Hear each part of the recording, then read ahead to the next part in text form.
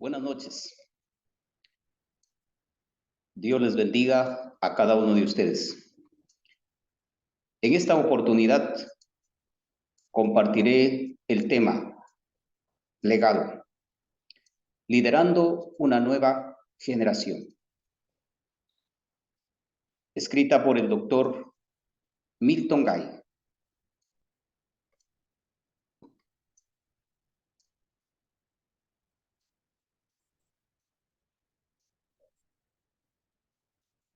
Cada persona nació con un propósito de llegar a ser alguien en la vida, desarrollar su potencial, y para lograrlo solo es posible cuando se le proponga, cuando se esfuerce intencionalmente, teniendo una correcta motivación y con líderes que lo impulsan hacia adelante y se convierten en sus mentores o coaches. Su hipótesis del autor se centra en el análisis que el liderazgo es como una carrera de postas o relevo. Es decir, que los líderes experimentados deben hacer el relevo a una generación y seguir corriendo con ella hasta que tenga la estafeta, porque el liderazgo no es una fórmula mágica ni algo que se puede comprar o leer, sino un proceso que inicia con un deseo de servir a otros e influenciarlos en su manera de vivir para que alcancen sus metas y desarrollen su potencial. Entonces, la iglesia necesita líderes que se adapten a los cambios, que fortalezcan sus cualidades, que mejor se ajusten a su contexto, siguiendo el modelo por excelencia que es el de Jesús. Mateo capítulo 11, versículo 29 decía Jesús en sus palabras textuales: aprended de mí que soy manso y humilde. Esta generación necesita líderes que crean en los jóvenes, que les den la libertad para crear, confianza para desarrollar sus dones, oportunidades para crecer. Seamos solidarios, empáticos y potenciémoslos para que sean una mejor generación.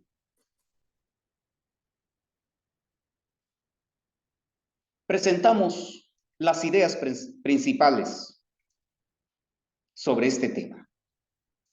La primera idea son los contrastes del liderazgo.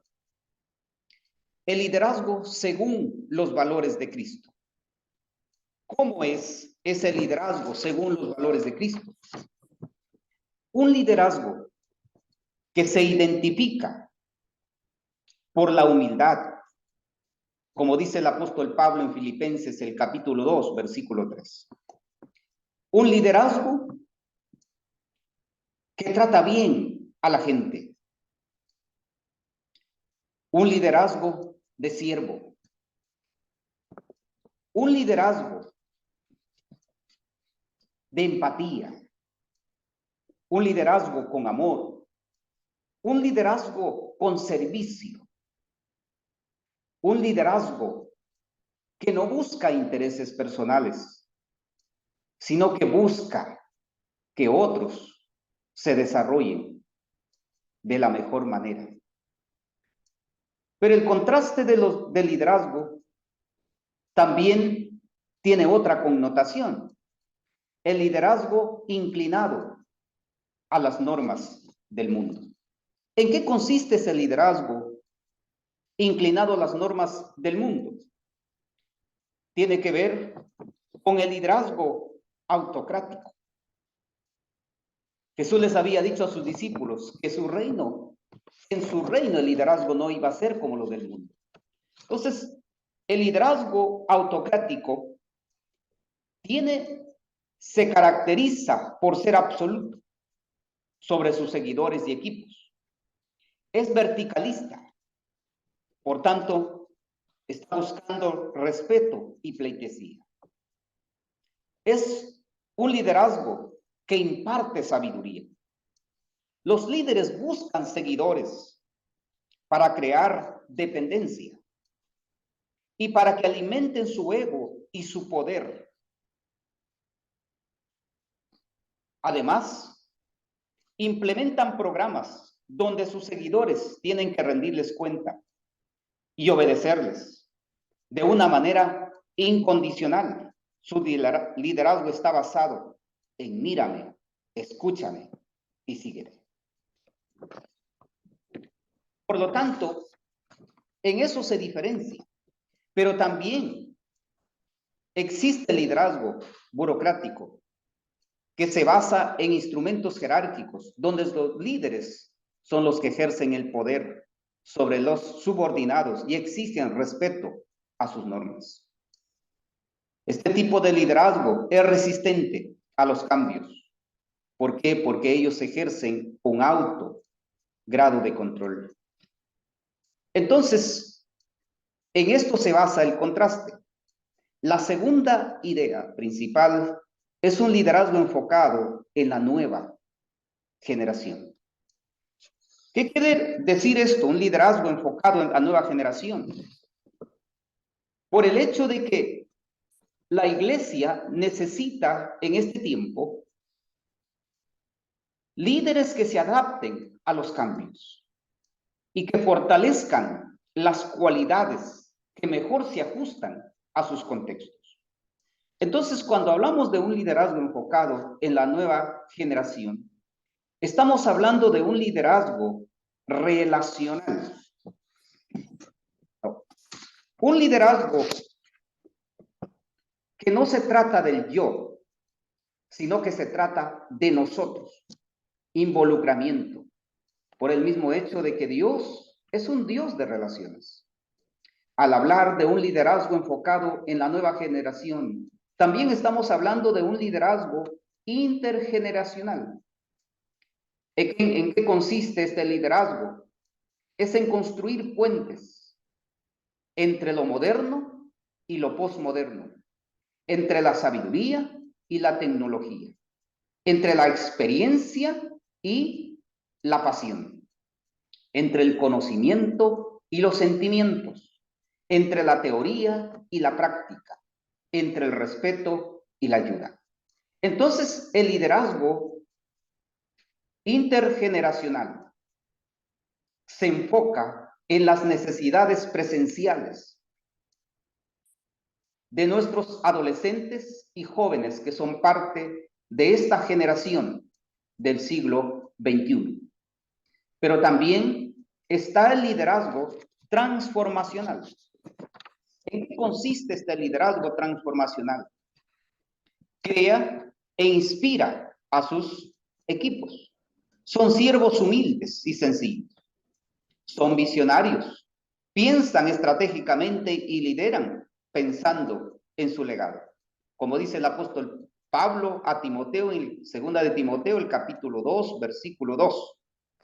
Lo que has oído de mí, esto enseña a hombres idóneos que sean capaces de poder enseñar a otros. Es un liderazgo transformacional. El liderazgo transformacional también es aquel que faculta a otros para que puedan liderar en las próximas generaciones y que desarrollen un corazón compasivo. Además, un liderazgo enfocado en una nueva generación es un liderazgo virtual y con coactos. ¿Qué quiere decir esto? ¿No? En cuanto a este liderazgo. Quiere decir caminar con los adolescentes y jóvenes a través del mundo virtual, no direccional, no dictatorial, no juzgándolos, sino dándoles el poder de sus propias vidas para que vivan su fe con los valores del reino y de sus propios diseños en el futuro. Otra de las ideas es un nuevo paradigma. Un nuevo paradigma. A esto nos preguntamos, ¿Qué liderazgo necesita la generación Z o la generación de los nativos virtuales? La respuesta es que necesita un liderazgo relacional, es decir, un liderazgo con un corazón apasionado por los jóvenes, con una pasión misionera,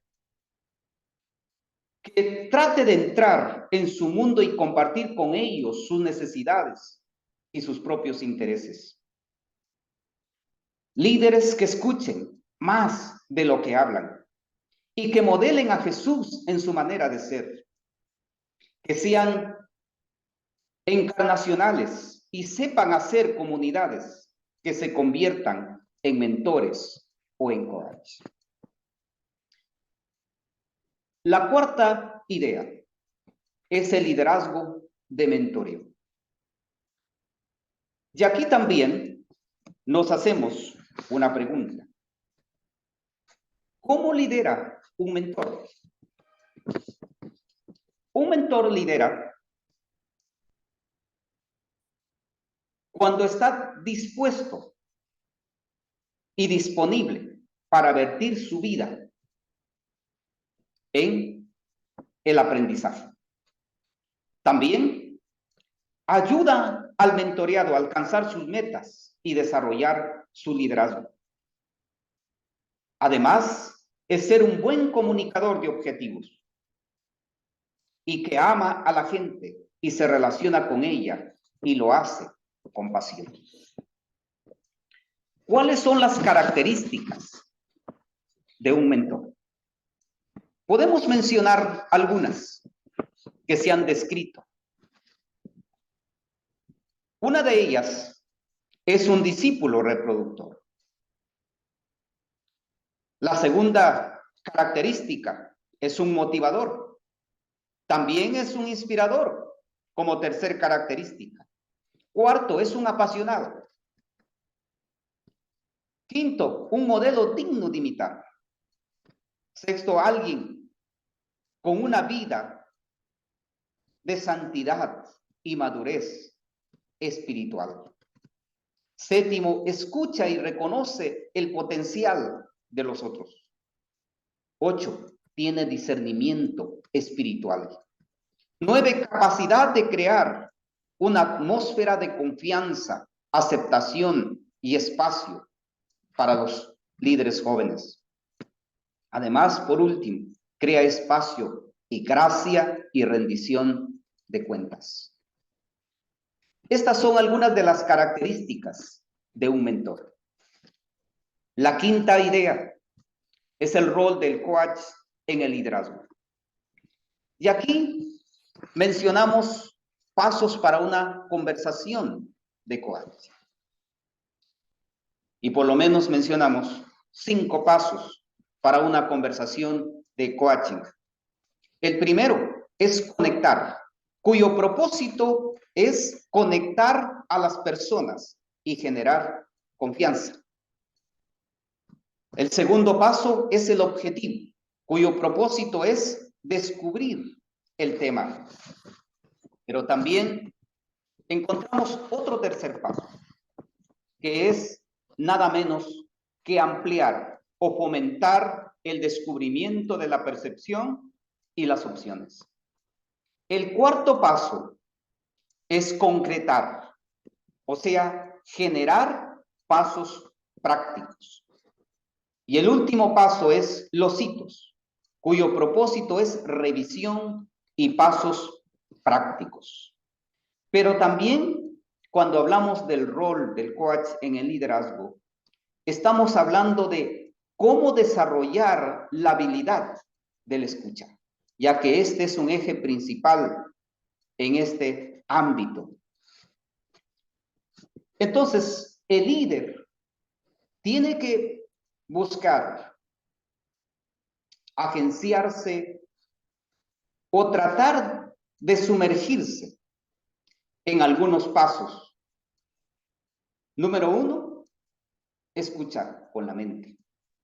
Es decir, presta atención. 2, escucha con el cuerpo. Eso nos lleva a pensar de que muestra interés. 3, escucha con tus palabras.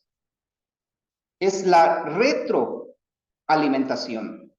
Escucha con intuición. O sea, trata de encontrar el objetivo. Y 5, escucha con el Espíritu Santo.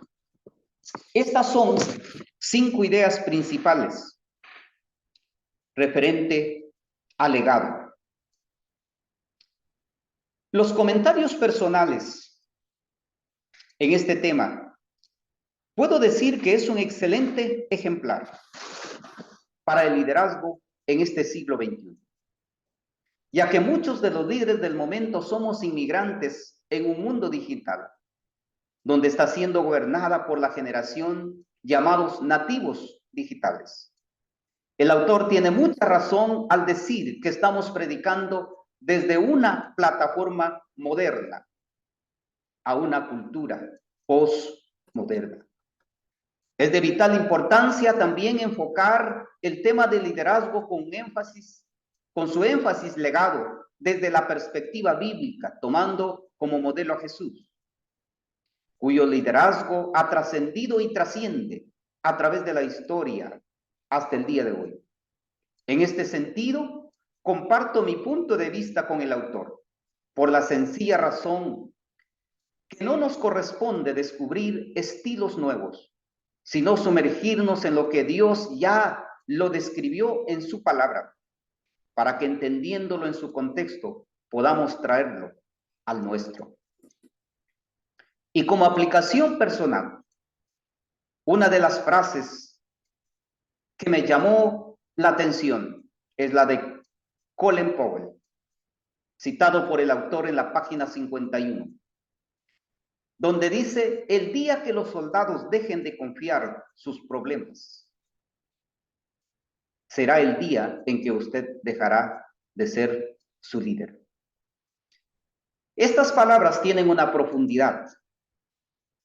Además, otra de las cosas que impactó en mi vida fue la experiencia que el autor comparte, aquellos consejos que el pastor Samuel Guardado le dio quizás en sus últimas palabras antes de partir a la patria celestial. Y una de ellas es la motivación para hacer la obra del Señor. Esto es tremendo. La motivación para hacer la obra del Señor. Que esto sea siempre movido por el amor. ¿Amor a quién? Amor a Dios. Amor a la iglesia y a la gente. Esto nos va a ayudar a evitar muchas cosas. A no caer en muchas tentaciones que a veces el enemigo presenta. Que nunca el servicio a Dios debe ser ganado por dinero, por vanagloria o por quizás obtener los aplausos de la gente, sino que simplemente sea por amor a lo que Dios ya hizo por usted y por mí en la cruz del Calvario. El segundo consejo es que se basa en la responsabilidad. Ser responsable. Cuando nos comprometamos con algo, tenemos que darle valor, darle valía a nuestro compromiso. Por eso Jesús decía que nunca debemos hacer incluso promesas si no estamos dispuestos a cumplirlas. Entonces, este es un punto importante dentro del liderazgo. Número 3, ser fiel en todo lo que haces. ¿Eso qué significa? Fidelidad en mi mayordomía, en las finanzas, fidelidad en mis relaciones con los demás, la relación con el sexo opuesto. fidelidad en todas las áreas de mi vida, en la vida personal, en la familia, en la iglesia, con mis vecinos. Necesitamos mostrar eso como un testimonio de que somos hombres y mujeres de Dios.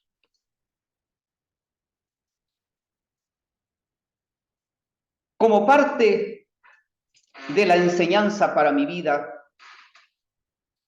otra de las cosas que resalto es que mi enfoque de liderar siempre tiene que estar basado en el modelo de Cristo, cuyas características son indispensables para todo liderazgo hoy, que consiste en liderar con humildad, teniendo un corazón de siervo, buen trato a la gente y finalmente abrazar un liderazgo transformacional, que es lo urgente para esta generación.